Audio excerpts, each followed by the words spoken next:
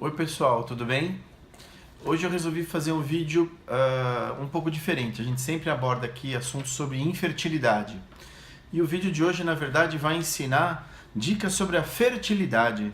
Vamos fazer uma coisa um pouco mais prática e um pouco mais usual para a grande maioria dos casais que está querendo engravidar. E eu percebo muitas perguntas aqui na clínica, inclusive você pode colocar sua pergunta embaixo após o vídeo, vou ter prazer em esclarecer para vocês o que você pode fazer para melhorar a fertilidade do casal, ou seja, o casal identificou que é aquela hora que eles querem planejar a gravidez deles, como é que eles podem fazer com que a gravidez aconteça no intervalo de tempo mais curto. Então, em primeiro lugar, sempre lembrar, a fertilidade do homem e da mulher está relacionada à idade. No homem até os 50 anos, a gente nota que a fertilidade dele costuma se manter constante. E a partir dos 50 anos que a gente vê que os parâmetros do espermograma podem começar a piorar. Na mulher, a natureza é um pouco mais rigorosa. Então, as mulheres até os 35 anos costumam ter melhores possibilidades de gravidez, com menor chance de aborto e menos complicações na gravidez.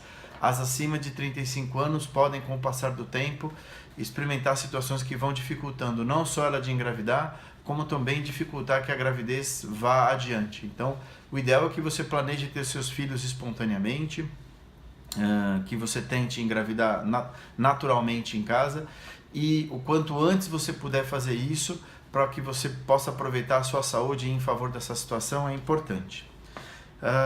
Algumas coisas práticas como fumo, álcool, obesidade e café. Existem vários estudos que mostram que pacientes obesos, tanto homens quanto mulheres, têm uma fertilidade diminuída em função daqueles pacientes que têm peso normal. Ou seja, se você está acima do seu peso, obviamente você tentar fazer uma dieta para você perder peso, diminuir a sua massa de gordura corporal ajuda. A verdade, a gordura visceral, ela acaba funcionando quase como um tecido endócrino à parte, ou seja, ela produz hormônios também e desvia o metabolismo de alguns hormônios, só que desvia de uma forma indesejável e por isso diminui a fertilidade do homem e da mulher. Em relação ao fumo, o fumo obviamente já está implicado em várias situações de saúde diferentes e não vou nem me alongar a respeito disso, mas o fumo não é saudável para vários outros aspectos, inclusive para a fertilidade masculina e feminina. O álcool, a ingestão de mais de 2 drinks por dia está associada à diminuição da fertilidade de homens e mulheres. E o café, a gente entende que é liberado até 300 mg de cafeína por dia, o que seria equivalente a 3 xícaras de café expresso por dia. Se você estiver dentro dessa quantidade, está dentro de um consumo normal. Todo mundo que estiver fora desses parâmetros que eu citei deve procurar reduzir para estar dentro de uma quantidade aceitável e que não tenha problema para a sua saúde. É importante a gente entender que durante o ciclo menstrual da mulher, a gente tem uma situação que a gente chama de janela fértil. O que é a janela fértil? Aquele período da mulher onde ela vai ter a maior chance dela engravidar, que ele consiste o dia da ovulação e os 6 dias que antecedem a ovulação. Eu vejo que na prática as pessoas confundem muito. É muito comum as pacientes falarem: doutor, estou percebendo aquela secreção transparente por via vaginal, como se fosse aquele muco transparente. Eu estou ovulando. Na verdade, não é bem isso. Aquela secreção mucosa, fluida, transparente, ela não indica que você está ovulando. Ela indica que você está entrando no seu período fértil. Você vai ovular alguns dias depois. E, na verdade, a ovulação ela vai acontecer quando aquela secreção transparente cessa. Então, se você for contar em número de dias, a partir do primeiro dia do ciclo menstrual, ou melhor, o primeiro dia da menstruação é o primeiro dia do seu ciclo menstrual. Se você for contando dia a dia, você vai ver que essa secreção transparente, ela vai começar ao redor do 8º ao 10º dia do ciclo menstrual, que é justamente quando você está entrando no seu período fértil. E ela vai aumentando em quantidade, e esse aumento em quantidade é proporcional ao momento daquele ciclo menstrual que você está mais fértil. Ou seja, quanto maior a quantidade de secreção transparente que você notar, maior é a possibilidade de engravidar se você tiver relação sexual naquele período. Então, ele indica o início da janela da fertilidade, essa que eu te expliquei. Então, para a gente recordar, seria o dia da ovulação e os dias que antecedem a ovulação. É óbvio que você pode engravidar tendo relação no dia seguinte ou no outro dia que você já tem ovulação, ou seja, no período pós-ovulatório. Mas na verdade, se a gente for ver em termos estatísticos, os casais que têm relação antes da ovulação conseguem mais gestação do que aqueles que têm gestação depois. Então fica a dica disso. Outra pergunta que me fazem: puxa, é a mesma coisa se eu tiver relação todo dia, dia sim, dia não, 3 vezes por semana? Como é que funciona isso? É lógico que você ter relação sexual com um período marcado é uma coisa extremamente chata e sem graça de acontecer. Na verdade, a gente tem que respeitar a privacidade e o desejo do casal. Os estudos mostram que se o casal tiver relação diariamente, ou dia sim ou dia não, praticamente a diferença é mínima entre essas duas situações. A partir do momento que a frequência de relações cai menos de 3 vezes por semana, nesse período que a gente vai vendo uma diminuição das taxas de gestação. Então você já aprendeu que você tem que concentrar suas relações nesses 6 dias que antecedem a ovulação, e tanto faz que se você tiver relação dia sim ou dia não, que é a mesma coisa. Em relação à relação sexual, alguma posição específica que facilita ou dificulta a gravidez? Não.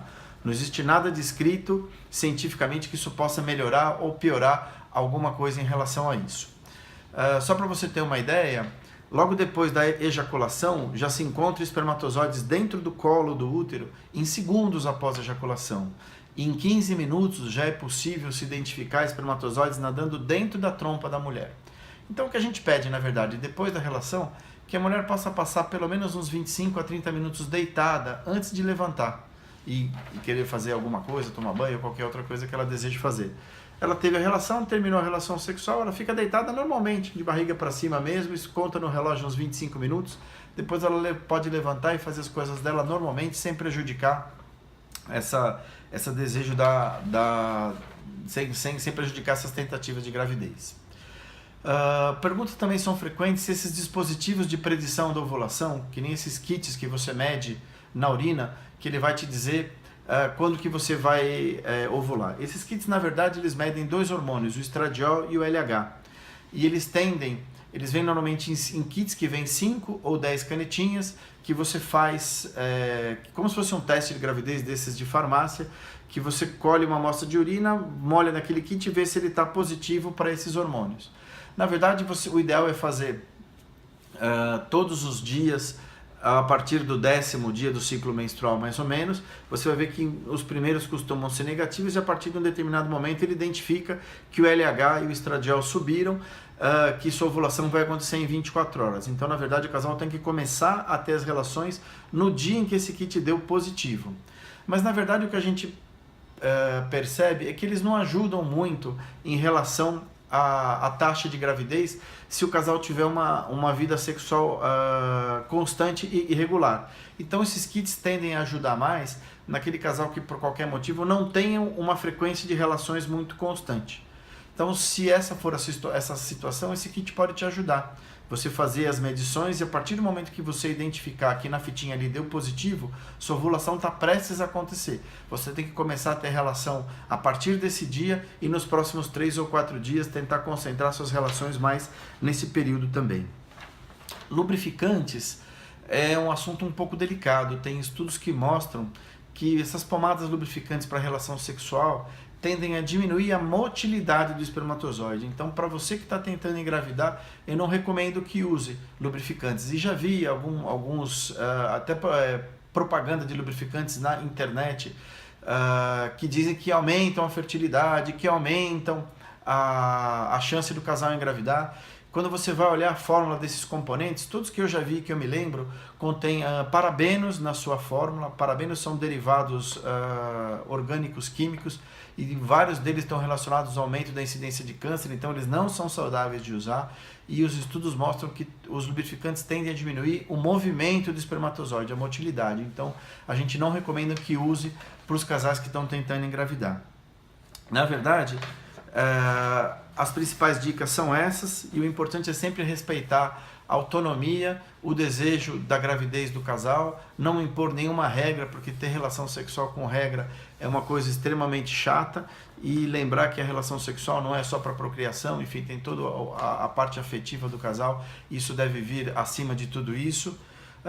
E para você que está tentando engravidar, se você tem até 35 anos de idade e você já está há mais de um ano tentando engravidar, é importante que você procure um especialista para que ele possa pelo menos fazer uma avaliação, ver se está tudo acontecendo certo com você. E se você já tem mais de 35 anos de idade, talvez esperar um ano seja muito, pelo menos de 6 a 8 meses de tentativa. Se você tiver insucesso nesse período, vale a pena que você procure a ajuda de um especialista de reprodução antes disso. As informações que eu separei para vocês eram essas, espero que vocês tenham gostado. Queria que quem tivesse alguma dúvida ou algum assunto que eu não abordei nesse vídeo, que por favor colocasse seu comentário abaixo. Agradeço a atenção de todos, bom dia para vocês e até o próximo. Até logo.